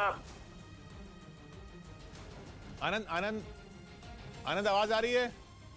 ये देखिए अभी हाल में ही जी किशोर जी, हाल ही में जो अर्शदल्ला उसे गृह मंत्रालय ने आतंकी घोषित किया था, उसके ही सहयोगी ने मनप्रीत ने जो न्यूज 18 इंडिया उसे फिलीपींस से ऑडियो भेजा और उसमें दावा किया है कि पुलिस ने जिन लोगों को पकड़ा है वो हमारे लोग नहीं है, हमारे केवल जानकार थे, और इस तरीके से इनकाउंटर में सवाल खड़े किए हैं। शुक्रिया आनंद आपका। इस बीच ब्रिटेन के मीडिया ने दावा किया कि ऋषि सुनक ने 2021 में वैगनर ग्रुप के मुखिया और पुतिन के करीबी की मदद की थी। ये वो वक्त था जब ऋषि सुनक वित्त मंत्री थे और इसी दौरान वैगनर ग्रुप के मुखिया येवगेनी प्रिगोजिन ने ब्रिटेन के एक पत्रकार पर केस कर दिया था। और इसी वजह से सुनक पर सवाल उठने लगे, क्योंकि वैगनर ग्रुप का संबंध रूस से है और उसके मुखिया येवगेनी प्रिगोजिन को पुतिन का करीबी माना जाता है। लेकिन इसके बावजूद प्रिगोजिन को ब्रिटेन के पत्रकार पर केस करने का मौका दिया गया। ब्रिटेन के मीडिया ने सुनक पर यह आरोप कुछ दस्तावेज लीक होने के बाद लगाया और दावा किया गया कि यह मामला उस समय का है जिस समय सुनक ब्रिटेन के वित्त मंत्री थे और इसी दौरान वैगनर ग्रुप के मुखिया के वकील को ट्रेजरी विभाग से छूट मिली, जिसके बाद वो येवगेनी प्रिगोजिन से मिलने रूस गए थे और वहां से लौटकर उन्होंने ब्रिटेन के पत्रकार पर केस कर दिया। ब्रिटेन के मीडिया का कहना है कि अगर वैगनर ग्रुप के चीफ के वकील को रूस जाने का मौका नहीं मिलता तो ब्रिटेन के पत्रकार पर केस नहीं होता और पुतिन के करीबी प्रिगोजिन की ये बड़ी हार होती, या यूं कहें कि पुतिन की हार होती, क्योंकि 2022 में रूस के यूक्रेन पर हमला करने के कुछ ही दिन बाद प्रिगोजिन ये केस हार गए। लेकिन इससे पहले ब्रिटेन की बदनामी हो गई, क्योंकि उसके दुश्मन पुतिन के एक करीबी ने डंके की चोट पर वहां के पत्रकार को कोर्ट में घसीटा, वो भी सुनक के विभाग से मिली छूट की वजह से, क्योंकि होना यह चाहिए था कि वैगनर ग्रुप के चीफ पर बैन लगता और इसीलिए ब्रिटेन के अखबारों ने सुनक को पुतिन का मददगार कहना शुरू कर दिया, जिस पर सुनक के कार्यालय की ओर से सफाई दी गई और साफ कर दिया गया कि 2021 में जो हुआ वो नियमों के तहत हुआ। इधर बीजेपी सांसद जगदम्बिका पाल हादसे का शिकार हो गए। उनकी गाड़ी नीलगाय से टकरा गई। हालांकि गनीमत यह रही कि इस हादसे में वो सुरक्षित बच गए, लेकिन उनकी गाड़ी के आगे का हिस्सा पूरी तरह बर्बाद हो गया। बताया गया कि उनकी जान भी गाड़ी के एयरबैग की वजह से बची, क्योंकि नीलगाय से टकराने के बाद सही वक्त पर उनकी गाड़ी का एयरबैग खुल गया, जिससे उन्हें कोई गंभीर चोट नहीं आई। उधर नेटो का सदस्य बनने के लिए रूस का पड़ोसी फिनलैंड आखिरकार तुर्की के आगे झुक गया और उसने तुर्की को सेना के लिए साजो सामान बेचने के लिए एक्सपोर्ट लाइसेंस जारी कर दिया, जिसके बाद तुर्की को स्टील मिल सकेगा, जिससे वो अपने सैनिकों के लिए कवच और गाड़ियों के लिए बख्तर बना सकेगा। पिछले साल से ही तुर्की फिनलैंड की नेटो का सदस्य बनने की अर्जी को मंजूरी नहीं दे रहा। उसकी शर्त थी कि जब तक फिनलैंड उसे हथियार बेचने के लिए लगाया प्रतिबंध नहीं हटाएगा, तब तक वो भी फिनलैंड को नेटो का सदस्य नहीं बनने देगा। 4 साल बाद फिनलैंड की सरकार ने तुर्की को एक्सपोर्ट लाइसेंस जारी कर दिया, जिसके बाद फिनलैंड को तुर्की से हरी झंडी मिलने की उम्मीद बढ़ गई। इधर महाराष्ट्र के सांगली से एक हैरान करने वाला वीडियो सामने आया, जिसमें रिवर्स गियर में ऑटो दौड़ाने की प्रतियोगिता के दौरान कई ड्राइवर अपना ऑटो पूरी रफ्तार में पीछे की ओर दौड़ाते दिखे, जिसे देखने के लिए भीड़ नजर आई। कई लोग प्रतियोगिता के बीच पीछे की ओर भागते ऑटो का वीडियो बनाते दिखे, लेकिन इसी दौरान एक ऑटो का संतुलन बिगड़ा और वो पलट गया। गनीमत ये रही कि इस हादसे में ड्राइवर को कुछ नहीं हुआ। पीछे की ओर ऑटो दौड़ाने की प्रतियोगिता का ये वीडियो सोशल मीडिया पर वायरल है। उधर बिहार के भागलपुर से हैरान करने वाला एक वीडियो सामने आया, जिसमें हथियारों से लैस 2 बदमाश एक बैंक में लूट के इरादे से घुसते दिखे, जिनमें एक के हाथ में रिवॉल्वर थी तो दूसरे के हाथ में बंदूक नजर आई। बैंक में घुसते ही दोनों ने सभी कर्मचारियों को निकालकर एक तरफ खड़ा किया और फिर कैश काउंटर की तरफ चल पड़े। आरोप है कि एक दिन पहले हथियारों के दम पर दोनों बदमाश बैंक से करीब 9 लाख रुपए लेकर फरार हो गए, जिनकी तलाश जारी है। इस बीच इजरायल ने यूक्रेन को एंटी एयरक्राफ्ट मिसाइल हॉक देने की अमेरिका की मांग को ठुकरा दिया। पश्चिमी देशों से जेलेंस्की को लगातार मिल रही मदद के बीच अमेरिका ने इजरायल को भी ये हथियार देने के लिए कहा था, लेकिन अमेरिका की इस अपील को मानने से इजरायल ने इनकार कर दिया। उसने साफ कर दिया कि वो रूस के खिलाफ इस्तेमाल के लिए यूक्रेन को अपनी हॉक मिसाइल नहीं देगा। ये वो मिसाइल है जिसे उसने 1960 के दशक में सीरिया और मिस्र के हवाई हमलों से बचने के लिए अमेरिका से खरीदा था, जो अब इजरायल के लिए पुरानी पड़ चुकी है। लेकिन अमेरिका को लगता है कि एंटी एयरक्राफ्ट मिसाइल हॉक अब भी यूक्रेन के काम आ सकती है। लेकिन इजरायल के रक्षा मंत्रालय ने बताया कि वो यूक्रेन को अपने हथियार नहीं भेजने की नीति पर कायम है। और पश्चिमी मीडिया के मुताबिक इसकी बड़ी वजह सीरिया में उसे नुकसान पहुंचने का डर है, क्योंकि यूक्रेन को हथियार देने से इजरायल के रूस के साथ रिश्ते बिगड़ सकते हैं। रूस का सीरिया में बड़ा दखल है, जहां ईरान के समर्थन वाले लड़ाकों के ठिकानों पर इजरायल अक्सर बमबारी करता रहता है। लेकिन सीरिया में आधुनिक हथियार और मिसाइल सिस्टम होने के बावजूद रूस ने कभी इजरायल पर पलटवार नहीं किया। इसी वजह से यूक्रेन में युद्ध की शुरुआत से ही इजरायल ने न तो रूस का विरोध किया और न ही मांगने पर भी जेलेंस्की को हथियार दिए। यहां तक कि अमेरिका के कहने पर भी उसने ऐसा करने से साफ मना कर दिया। इधर पटना के पास बिहटा इलाके में एक तेज रफ्तार कार ने सड़क पर पैदल चल रहे कई लोगों को कुचल दिया, जिसमें 2 लोगों की मौके पर ही जान चली गई, जबकि 2 लोग घायल हो गए। हादसे के बाद वहां चीख पुकार मच गई। जिस गाड़ी से हादसा हुआ उसके परखचे उड़ गए। महिला और उसकी एक बच्ची की मौत हो गई। हादसे से गुस्साए लोगों ने पटना आरा नेशनल हाईवे जैम कर पुलिस की गाड़ी में तोड़फोड़ की। उधर अमेरिकी खुफिया एजेंसी FBI ने आरोप लगाया कि पिछले साल अमेरिका से चोरी की गई करोड़ों की क्रिप्टो करेंसी के पीछे उत्तर कोरिया का हाथ था, जिसकी वजह से अमेरिका को $100 मिलियन यानी भारतीय रुपयों के हिसाब से 800 करोड़ से ज्यादा का नुकसान उठाना पड़ा था। FBI के मुताबिक इसके लिए उत्तर कोरिया के कुछ हैकरों ने मिलकर अमेरिका के सॉफ्टवेयर में सेंधमारी की, जिसके पीछे की वजह अमेरिका के उत्तर कोरिया पर लगाए गए प्रतिबंधों को बताया गया। और ये दावा किया गया कि इस रकम का इस्तेमाल उत्तर कोरिया ने अपने देश में बैलिस्टिक मिसाइल और खतरनाक हथियार बनाने में किया। अमेरिकी खुफिया एजेंसी ने आरोप लगाया कि हैकरों को शह देने का काम खुद किम जोंग उन ने किया, ताकि इतनी बड़ी रकम पर एक झटके में हाथ साफ किया जा सके। इस बीच इजराइल के कब्जे वाले वेस्ट बैंक से एक बार फिर गोलीबारी की खबर सामने आई। वहां इजराइल की फौज की तरफ से की गई फायरिंग में फिलिस्तीन के 8 प्रदर्शनकारियों की जान चली गई, जो उस वक्त इजराइल की सरकार के खिलाफ नारेबाजी कर रहे थे। तभी इजराइल की फौज ने वहां ताबड़तोड़ गोलियां बरसा दी। जानकारी के मुताबिक इजराइल की फौज ने वहां कुछ जगहों पर छापे मारे, जिसका विरोध जताने के लिए लोग सड़कों पर उतर आए। इसके बाद नारेबाजी बढ़कर पत्थरबाजी तक पहुंच गई और उसके बदले में इजराइल की फौज को गोलियां चलानी पड़ी। हालांकि गोलीबारी से मची भगदड़ काफी देर बाद तक भी शांत नहीं हुई। यही वजह थी कि इजराइल की सेना ने उन इलाकों पर ड्रोन की मदद से नजर बनाए रखी जहां ये हंगामा हुआ था। इधर मुंबई के साकीनाका इलाके में कुछ झुग्गियों में भीषण आग लग गई, जिसके बाद वहां ऊंची ऊंची लपटें नजर आई। हालांकि हादसे में किसी की जान नहीं गई, लेकिन झुग्गियों में लगी आग ने लोगों के रोंगटे खड़े कर दिए। चारों तरफ धुएं का गुबार और ऊंची ऊंची लपटें नजर आईं, जिस पर फायर ब्रिगेड की 5 गाड़ियों ने कड़ी मशक्कत के बाद काबू पाया। उधर कोरोना वैक्सीन बनाने वाली अमेरिका की कंपनी फाइजर पर बेहद सनसनीखेज आरोप लगे। एक स्टिंग ऑपरेशन के जरिए दावा किया गया कि अपनी जेब भरने के लिए फाइजर कोरोना वायरस से छेड़छाड़ करने की कोशिश में है, ताकि वायरस बेहद जानलेवा हो जाए और कंपनी कोरोना का नया टीका बना सके। और इसका सबूत पेश करने के लिए अमेरिका के प्रोजेक्ट वेरिटास नाम के एक संगठन ने स्टिंग ऑपरेशन जारी कर दिया। स्टिंग ऑपरेशन में एक आदमी फाइजर कंपनी के रोंगटे खड़े कर देने वाले एक कथित प्लान से पर्दा उठाता दिखा। वो ये कहता सुनाई दिया कि फाइजर इस बात पर विचार कर रही है कि जब कोरोना वायरस म्यूटेट हो सकता है तो क्यों न कंपनी खुद ही वायरस को म्यूटेट कर दे और उसकी नई वैक्सीन तैयार करे। One of the things we're exploring is like, why don't we just mutate it ourselves so we could create undeveloped new vaccines, right? इतना ही नहीं, उस शख्स ने कोरोना वायरस को म्यूटेट करने के लिए बंदरों को जरिया बनाने के बारे में सोचने का भी दावा किया। इस आदमी को फाइजर कंपनी के रिसर्च डेवलपमेंट डिपार्टमेंट में डायरेक्टर बताया गया। हालांकि ये दावा सच है भी या नहीं, इसका ही कोई सबूत नहीं। और तो और जिस प्रोजेक्ट वेरिटास संगठन ने फाइजर कंपनी पर आरोप लगाए, उसके तौर तरीकों पर सवाल उठते रहे हैं। इधर यूक्रेन से छिड़े युद्ध के बीच रूस में दवा का संकट गहरा गया। इसकी जानकारी खुद रूस के राष्ट्रपति व्लादिमीर पुतिन ने दी और बताया कि रूस में कुछ दवाओं की लगातार कमी होती जा रही है, जिस वजह से रूस में लगातार दवाइयों के दामों में इजाफा हो रहा है। ये संकट रूस पर इसलिए टूटा क्योंकि जंग की वजह से अमेरिका समेत कई पश्चिमी देशों ने रूस पर कई बैन लगाए हुए हैं। इन प्रतिबंधों की वजह से ही रूस में दवाओं की सप्लाई पर असर पड़ा और दवाओं का संकट खड़ा हो गया। पुतिन के मुताबिक ये हालात तब हैं जब रूस में पिछले साल की पहली तिमाही के मुकाबले इस साल 22% ज्यादा दवाएं बनी हैं और बाजार में मौजूद 60% दवाओं को रूस में ही बनाया गया है। तब भी कुछ दवाओं की रूस में लगातार कमी हो रही है। इस बीच पाकिस्तान के क्वेटा शहर में गैस रिसाव की अलग अलग घटनाओं में 16 लोगों की मौत हो गई। पुलिस ने बताया कि पिछले 7 दिनों में शहर भर में गैस रिसाव की कई घटनाएं हुई और गैस रिसाव की इन घटनाओं की चपेट में आने से 16 लोगों की जान चली गई। वहीं कई लोगों को अस्पताल में भर्ती कराया गया। पुलिस ने बताया कि गैस की लोड शेडिंग और रिसाव की वजह से सिर्फ क्वेटा में ही नहीं बल्कि आसपास के जिलों से भी इस तरह की कई घटनाएं सामने आईं।